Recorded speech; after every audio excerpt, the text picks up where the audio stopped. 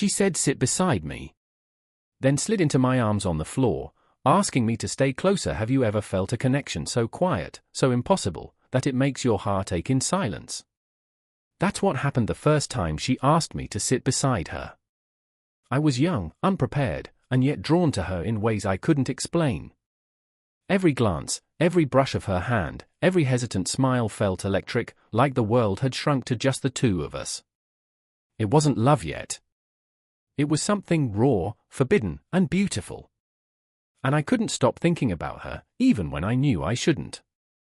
Warning sign # disclaimer, this story is a work of fiction. Any resemblance to real people or events is purely coincidental. I remember the first time she asked me to sit beside her. Not in a loud, commanding way, but almost like she was testing the space between us, seeing if I belonged there, even for a moment. I hesitated, caught somewhere between curiosity and disbelief. Who did this? Who just invited someone younger, someone inexperienced, to sit so close? It was late afternoon in the small, dimly lit bookstore she managed. The scent of old paper and polished wood clung to the air, heavy but familiar. Sunlight filtered through the dusty blinds, hitting her hair in a halo that made it impossible not to notice her. She had that kind of presence you couldn't ignore, calm, self-assured, a little rough around the edges, like she'd seen things most people hadn't and wasn't afraid to let them show. I walked past the table she'd arranged with care, pretending to browse. She was crouched on the floor, sorting through a stack of returned books. Her hair was loosely pinned back, but a few strands fell forward, brushing her cheek. She glanced up when I reached the aisle and, for a second, her gaze lingered on me, and not accusing, not teasing, just observing. My stomach knotted. Sit beside me, she said suddenly, her voice soft but unmistakable. I froze. The words were simple, but the way she said them made my pulse speed. I knelt awkwardly, perching on the floor beside her. The wood was hard against my knees, and I was hyper-aware of the space between us, the faint smell of her perfume mingling with old books. She slid a few inches closer, just enough that our shoulders brushed. My hands itched to move, but I didn't. I couldn't. She didn't speak for a while. We sorted the books together in silence, and each small motion, her hand brushing mine as she passed a novel, the way she adjusted her weight to face me, felt electric. My mind kept flitting between mundane thoughts and the impossible pull I felt toward her. It was confusing, scary, and, in a way, thrilling. Here, she said finally, holding out a small, leather-bound journal I hadn't noticed. I think this one belongs with you. Her fingers brushed mine, and I felt the warmth linger long after I took it. I tried to make a joke, something casual, but it came out stilted.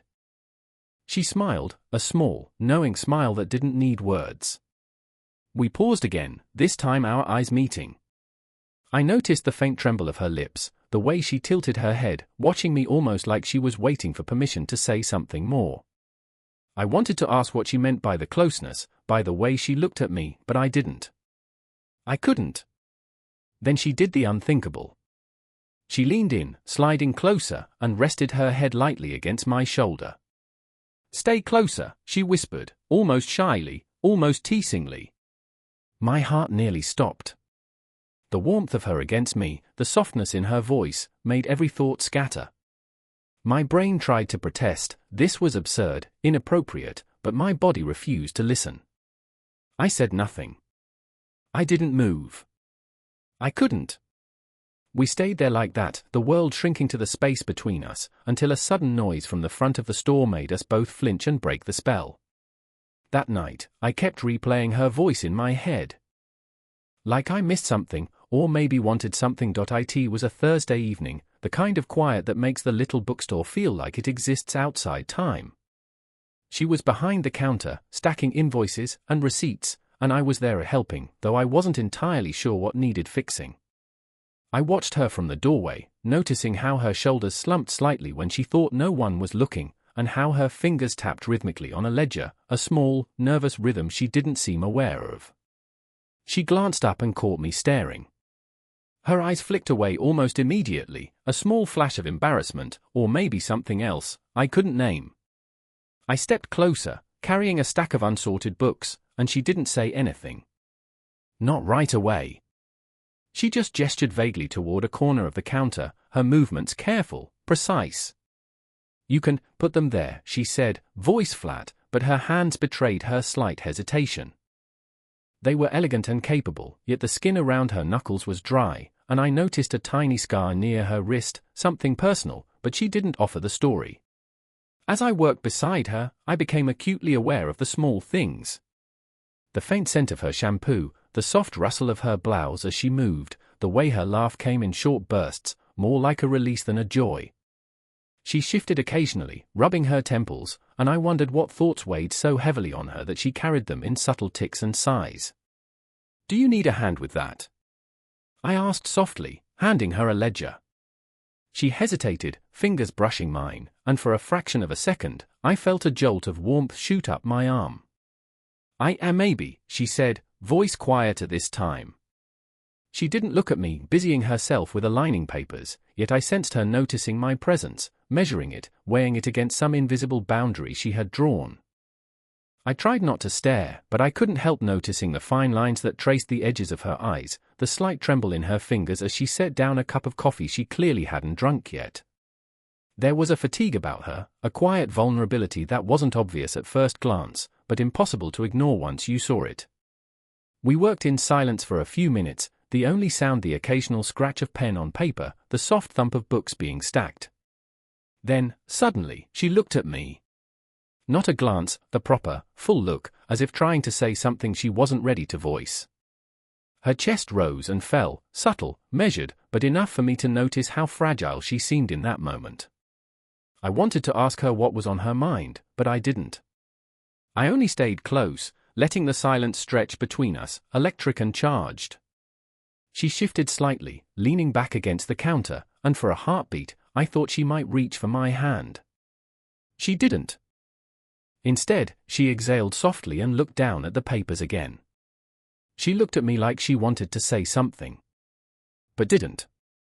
And that silence felt louder than words. It was late, and the bookstore had emptied except for us.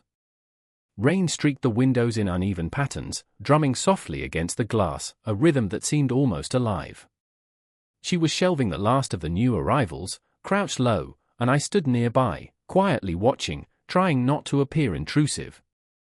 She hummed softly, a tune I didn't recognize, and for a moment, I felt that strange pull again, the one that made it impossible to step away, impossible to look anywhere else. My hand itched to reach out, to brush a strand of hair from her face or steady her as she shifted on the floor, but I didn't.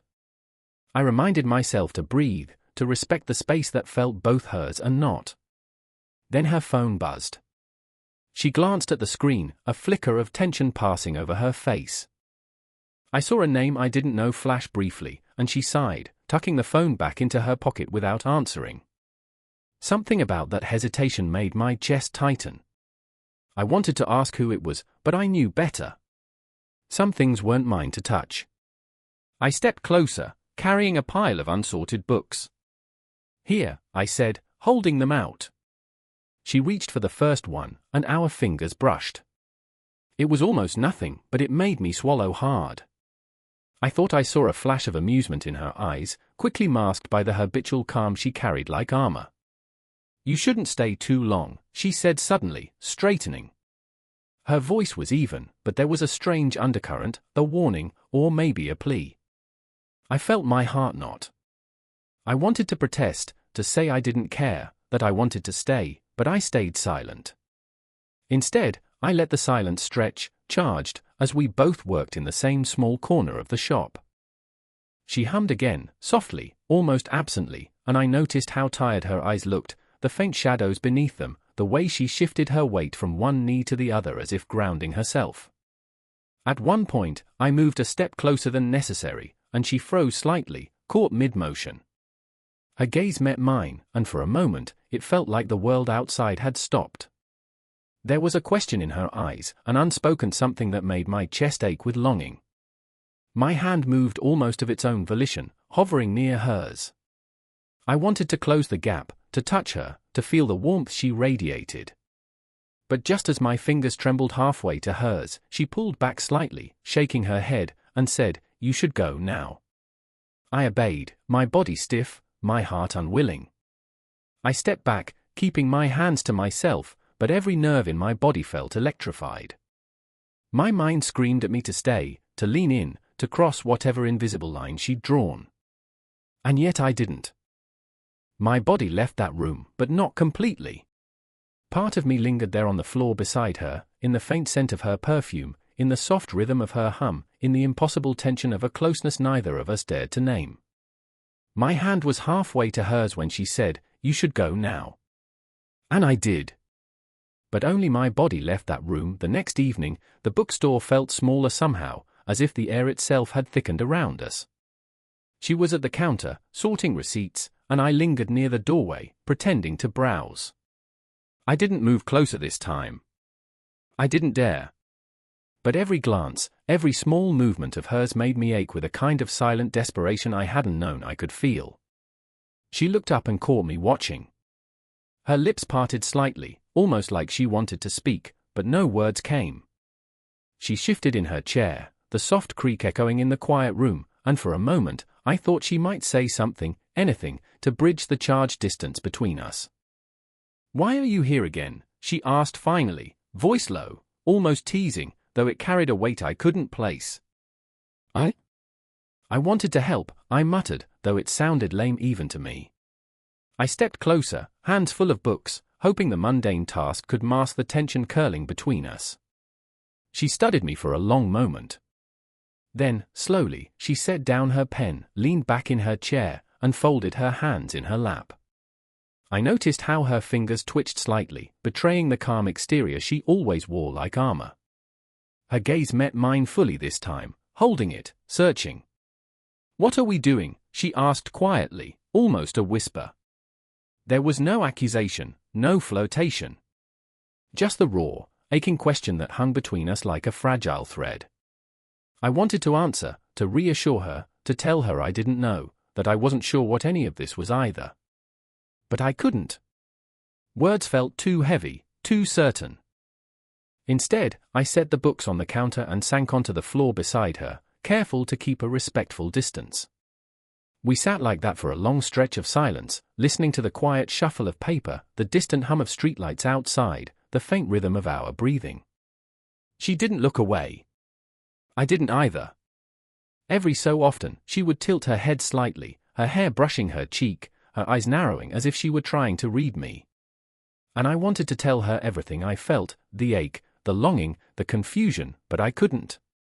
Not yet.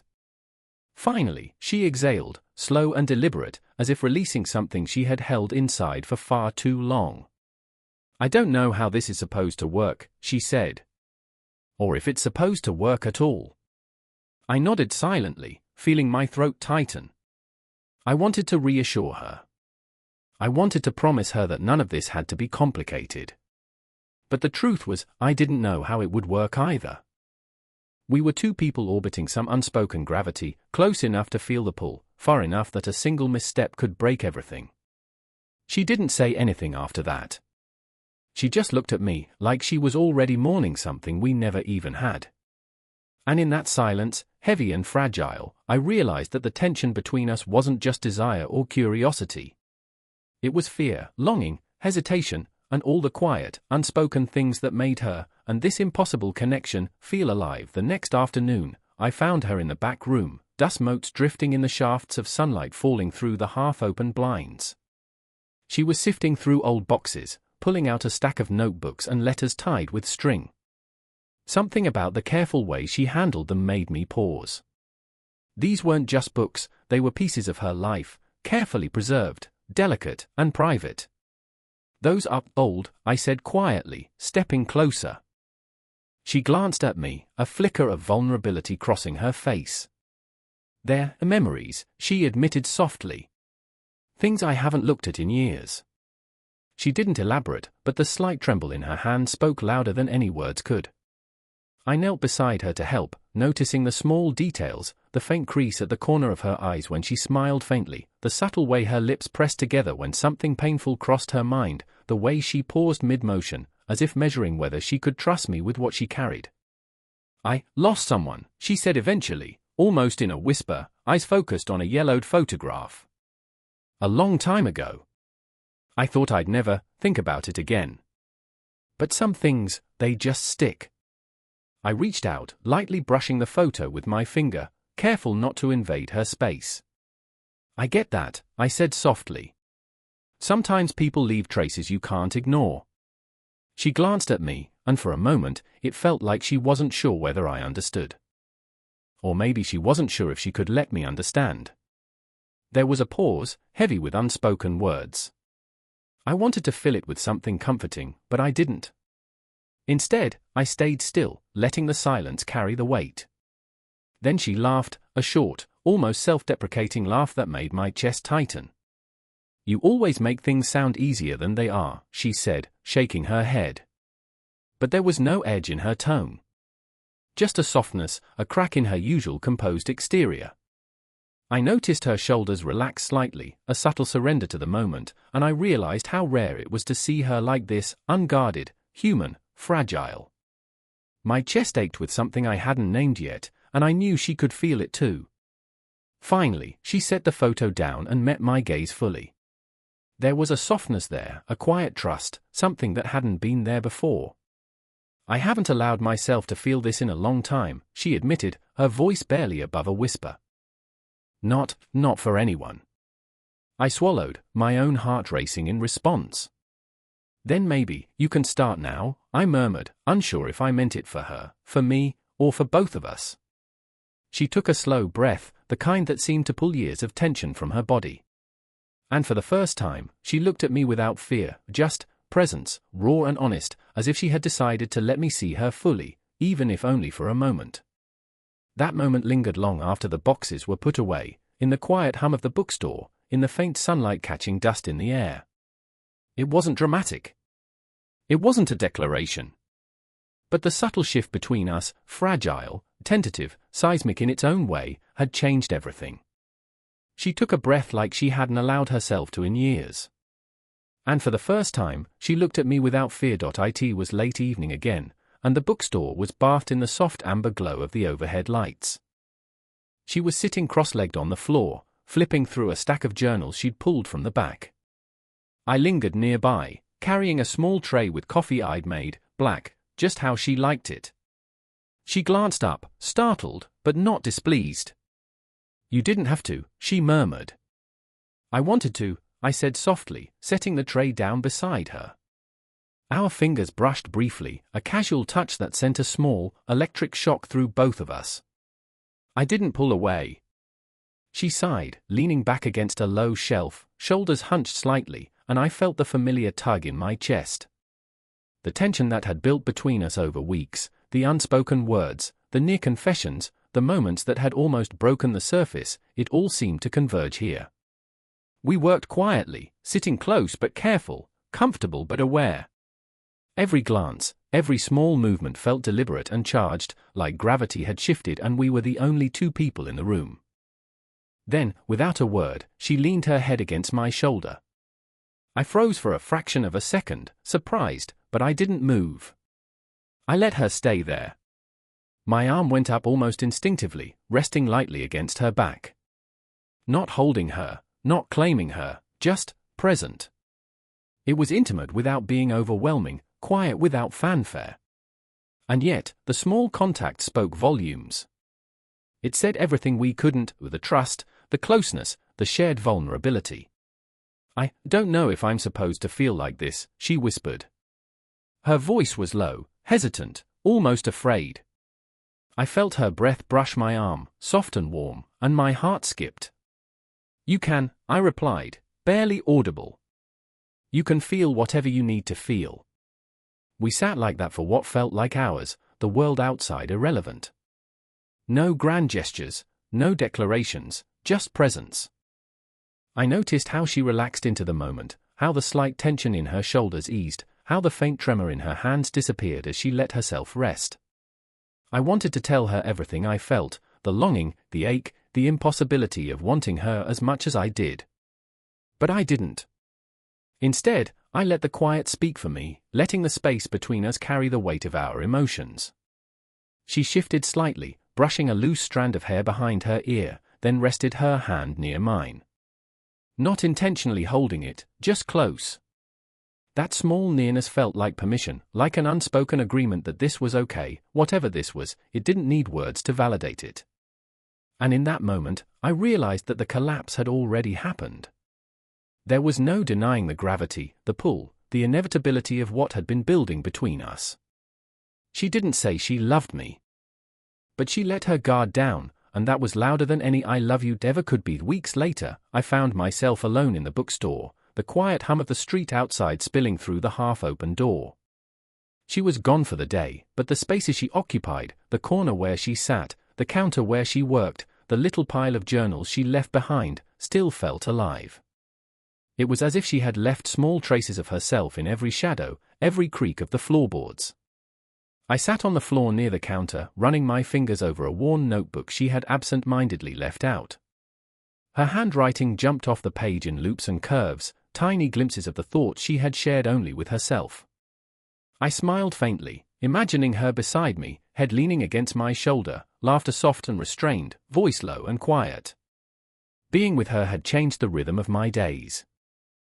I noticed things I hadn't before: the warmth of sunlight through dusty blinds, the faint scent of coffee lingering in a room, the subtle rise and fall of someone's breath when they finally let their guard down. All these small details felt amplified because she had taught me, without speaking, how much beauty there was in the quiet and the mundane. I reflected on how fragile it had been, how every glance, every unspoken word, every hesitation could have tipped the balance the other way. But somehow, we had navigated it, slowly, carefully, letting the bond grow without forcing it. We hadn't needed grand gestures or dramatic declarations. Our connection had been earned, measured, tested, and finally realized in small, tangible moments of trust. I thought about her now, somewhere beyond the front door, perhaps running errands, perhaps thinking about the same fleeting touches and silent conversations we had shared. I realized that the depth of what we had wasn't in the words we said, but in the space we had carved for each other, in the willingness to be vulnerable without knowing the outcome. It wasn't just attraction or infatuation. It was something slower, steadier, more enduring, a rare form of intimacy that felt both fragile and permanent. She had allowed me to witness her humanity, and in return, I had allowed her to see mine. There was a trust there, unspoken but absolute, that neither of us could have manufactured with words alone. I leaned back, letting the quiet fill me, and smiled at the memory of her, the trace of warmth she had left behind, the electricity that had once made every glance feel like a collision. I didn't just fall for an older woman. I fell into something rare, something true. And I hope, if you're listening, you find something like that too. If this story made you feel something, let me know in the comments. Would you want more stories like this?